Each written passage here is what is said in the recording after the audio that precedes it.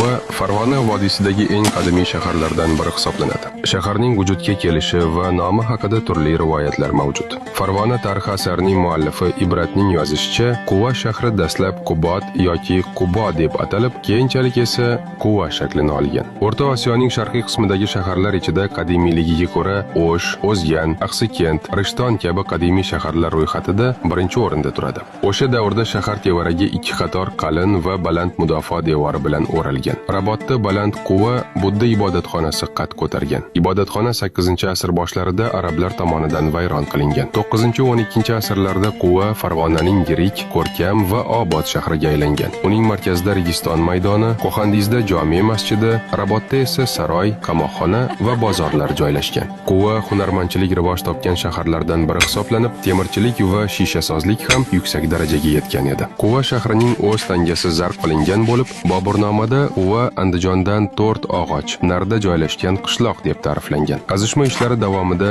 Shahristonning janubiy mudofaa devori ostidan 8 metrdan ziyod chuqurlikdan miloddan avvalgi 2-1 asrlarga oid moddiy madaniyat buyumlari topilgan. Quvadan bir qancha mashhur kishilar, xususan Ahmad al-Farg'oniy, Rukniddin Quboviy, Shokirxon Hakimiy va boshqa olimlar yetishib chiqqan. O'zbekistonda dong'i ketgan eng shirin va juda ko'p navli anorlar yetishtiriladi. Agar sizga shunday tarixiy videolar yoqsa, albatta kanalga obuna bo'ling va izohlarda keyingi qaysi tuman yoki shahar haqida video tayyorlashimizni yozib qoldiring.